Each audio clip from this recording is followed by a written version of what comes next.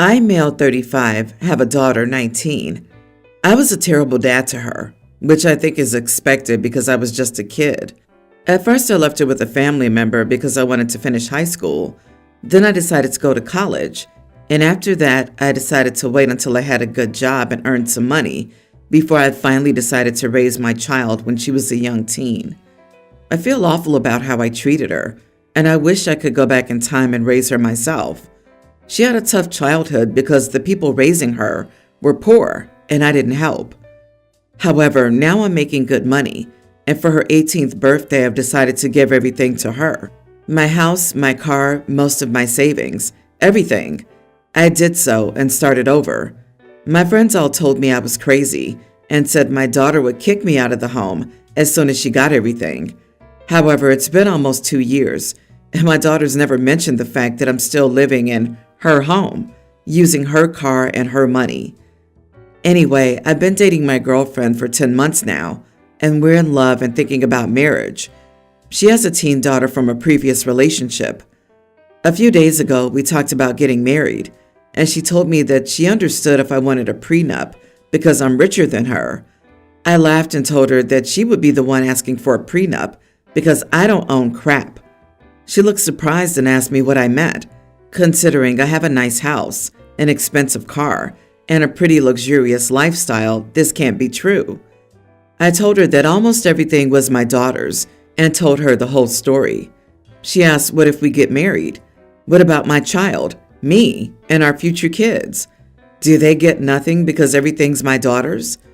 I've been saving for almost 2 years now, and I'll keep saving, and soon we'll be able to have our own house and car. She, however, thinks I'm an idiot, and I've been deceiving her by not telling her that I don't have anything. Another problem is that my daughter doesn't like my girlfriend, and we both know she won't tolerate her living with us, and she'll likely kick us out after I get married.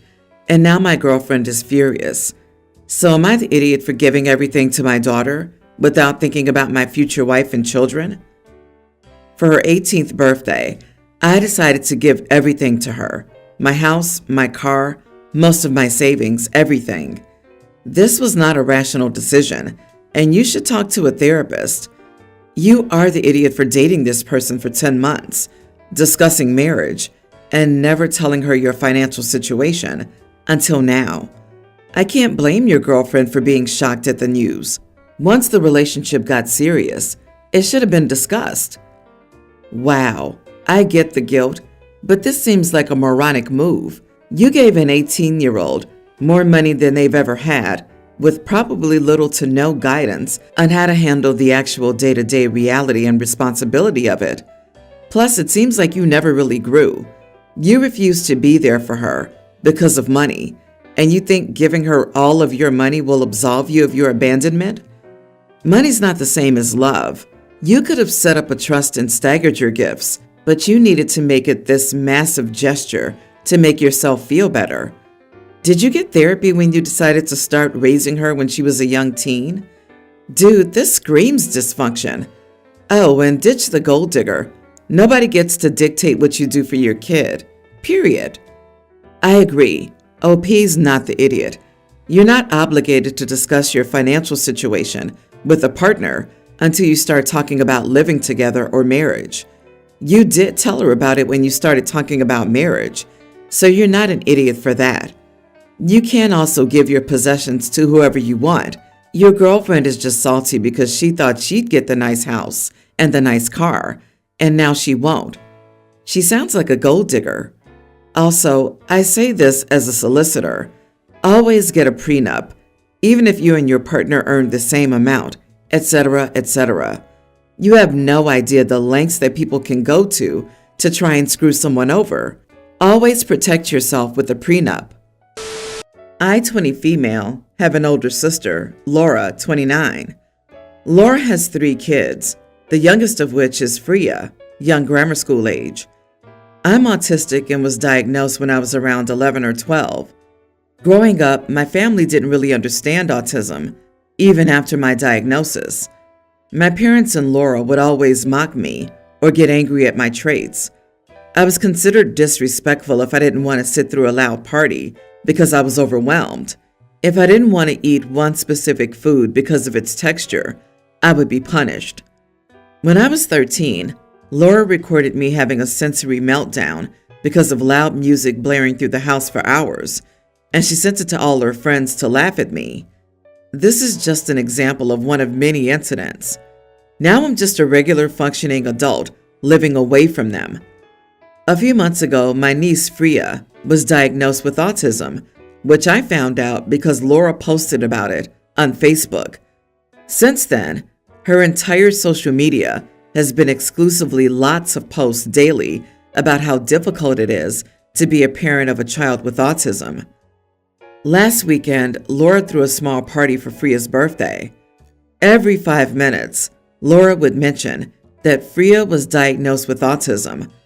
Eventually, my sister and I were chatting in private after the party, and she said that she felt guilty for how she treated me growing up, that she was horrible, and that she wished it was different. I was matter of fact and agreed with her. Yes, she was horrible, and I wish it was different too, and you should feel guilty. Laura seemed shocked at my reaction and said that she was sorry. She said I'm being cold and unforgiving, and that people make mistakes, and she didn't know any better. I didn't get a chance to respond because she stormed off into her room, and her husband told me it was better if I left. My parents are now on my case about everything and saying I'm not treating her like family. Not the idiot. You didn't bring it up, she did. You agreed with her self-assessment. She was probably fishing for forgiveness, or for you to tell her some platitude like, oh, it wasn't that bad. But you don't owe her that. If she apologizes and you accept her apology, maybe things could change, but you have no obligation to do so. The same thing happened with my mom. I've found it's always best to agree with those self-pity statements because they drop that tactic as soon as you do it once. The last time my mom ever tried to pull the, oh, I'm just such a bad mom card, I replied, actually, you were. Let's dig into that. I then tore into her for about 2 hours over how she failed me as a parent from my toddler years through that moment in my adulthood. She was shocked, but it's been almost 2 years, and I've not heard that phrase from her since. It sounds harsh, but a lifetime of manipulative BS gave me an incredibly short fuse for nonsense. That stops a lot before it gets too squirrely. Back to your sister. She disregarded your emotions in youth and almost actively relished in your suffering for clout and laughs with her friends. And now she's relishing her daughter's autism for internet clout and laughing with her friends. Only forgive her when you want to. If her apology was genuine, she would have understood this. And if your parents had a semblance of intelligence or care, they'd understand this too. She just doesn't like the consequences of her adult actions.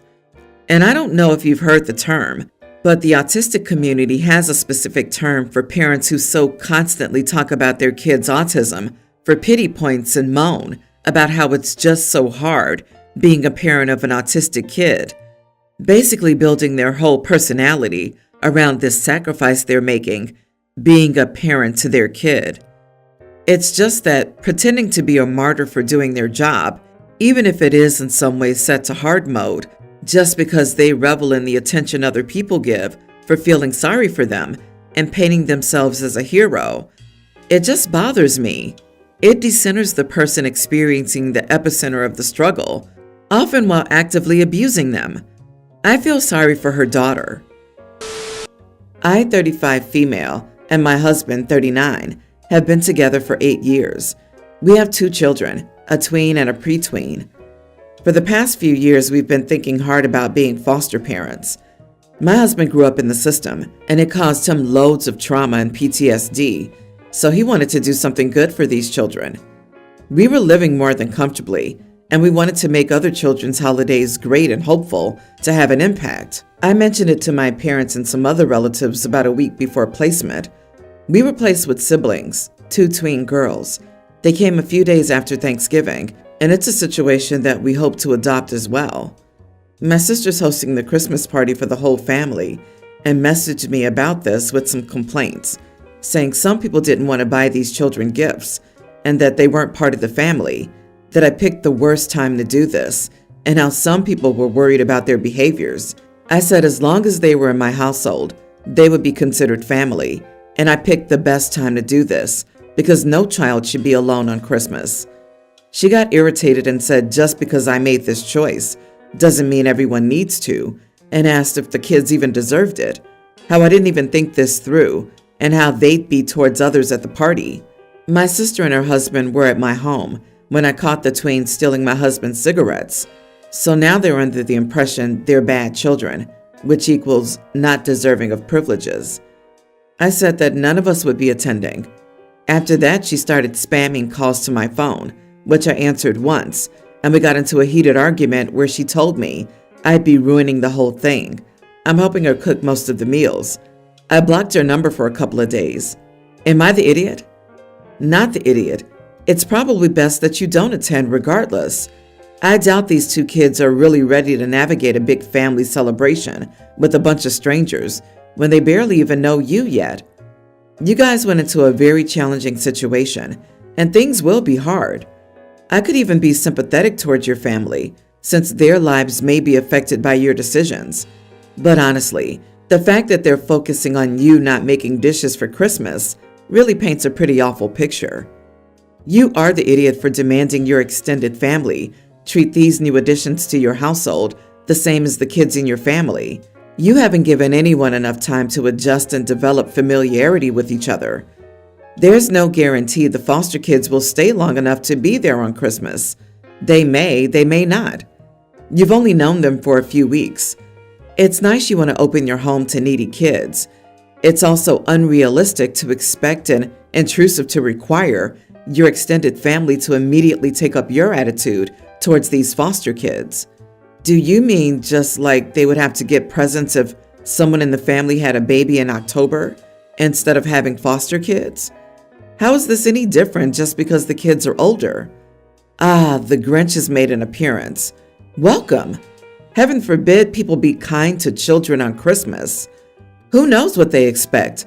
I mean, honestly, if getting 2 foster kids Christmas presents is that much of a burden to you, you already have failed at Christmas. I disagree. I think you're setting your kids up to hate the fosters if they miss out on holiday fun because of your choice. Expecting other people in your family to shower them with gifts before even meeting them is rather entitled. How are you managing this transition with your own children? Are they being treated or told as if the foster kids are the same to you as your existing kids? Have you explored your kids' feelings, concerns, and reactions to this change in their home and family? It's too soon to ask too much. It's a lot for everyone. My husband and I traveled to Mexico to visit my family. I'm an American citizen, but my mom and dad are not. My mom and dad got my daughter earrings for her birthday. My daughter's ears are not pierced, and she's only 1 year old. I told them that I would save them for her until she was old enough to get her ears pierced. We left my daughter with my parents while we met up with some friends. When we went to pick up my daughter, my mom showed us that we didn't need to wait because they had taken her to get her ears pierced. I got my daughter and I dragged my husband out of there before he lost his crap. We went back to our hotel. I am furious. My husband said that my parents are not allowed to spend time alone with my daughter ever again. I went farther. I said I would not be bringing her or any other kids we might have down here to see my parents. We checked out 3 days early and went home. On the way home, my parents called me to see when we were coming over. I ignored all the calls and texts until we returned to Phoenix. We took a couple of days to think things over and cool down. I finally called them. I asked them not to speak until I was done talking. I told them that my husband and I were upset with them for getting our baby's ears pierced without our permission. I told them that we went back home and probably wouldn't be visiting for a while.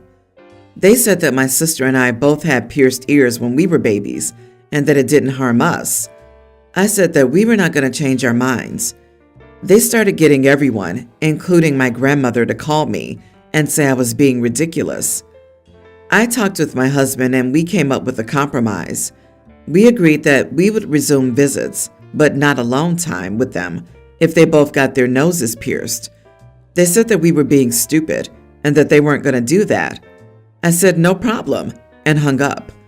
We've started blocking anyone who tries to call us and give us crap for denying my parents their right to see my daughter. Am I the idiot? Edit. The earrings are out, but her ears are infected. They're scabby and have pus. She's on antibiotics. That's awesome for a baby. Not the idiot. I read your ultimatum as more tongue-in-cheek. Not that you're actually expecting them to get their noses pierced, but that you're simply enforcing a no-contact boundary, knowing that they're obviously not getting themselves pierced. That's fine and fair. What they did was wrong on so many levels, and since they refuse to apologize or take accountability for their colossal lapse of judgment, I think going no contact is appropriate. I'd hold firm to the nose-piercing ultimatum. Then if they actually did it, still stay no contact. I'm amazed they found a piercer willing to do it without legal guardian consent. But I guess this was in Mexico, so they wouldn't have had the same laws for tattoo or piercing shops. This would be illegal in the U.S. unless they found someone to backdoor do the piercing without legal approval. OP's parents are giving banana cookie vibes. Well, the baby's ears are infected, so clearly it wasn't done correctly. Stick to your guns, OP. If your parents would rather be right than have you in their life, then they aren't the kinds of people you want as role models for your kids anyway. I have 2 daughters. Bethany's 22 and has her life together. She just got a good job and is doing well. Abby's 24 and doesn't have her life together. She dropped out of college at 19 since she got pregnant, and then baby daddy left. I've been a huge part of the kid's life while Abby tries to get back on track. At 23, we decided that she needed to return to school since she couldn't support being a waiter. The whole time I was the free babysitter, basically raising the kid. So she had 1 year left of her higher education and messed it up again. So grandkid 2 is coming, and she said she'll most likely drop out again. When she told me, I asked if she was joking. She got defensive and asked what I meant. I told her that she needed to get her crap together. It resulted in an argument, but she stormed out after calling me an idiot. Not the idiot. Your daughter needs to contact the fathers of these kids and get them on child support if that's available where you are. You should not be responsible for raising her children. If you want to go the tough love route, you can evict her and force her to be an adult. She's 24. She can manage. You will still be a part of her life and your grandkids' lives, but just as a grandparent, not a full-time parent. So, clarifying, Abby's literally out sleeping around while you're providing free babysitting. If I had to argue about this, I would simply stop providing my services for free. This is the part that drops my jaw. With some very notable exceptions, it's not hard or expensive to be on birth control. Planned Parenthood's primary job is to provide affordable birth control. You've made clear to Abby that you've raised your kids, but were willing to massively help Abby so she could get her education and be on a path to support her own kid. But Abby's completely disregarded your sacrifice of time and money for her own pleasure. You were being kind to tell Abby to get it together. Others would have let her know the gravy train is ended. You've done more for Abby than Bethany because it was understood Abby needed this extra help. Abby needs to do things herself. She needs to get a job now. She needs to get her own apartment. And she needs to secure child support for her kids now. She needs to grow up. Let her fall on her butt. Stop helping and bailing her out. Update. I have a plan now and will lay it out for her tonight. If she has the kid, she can only stay if she stays in school.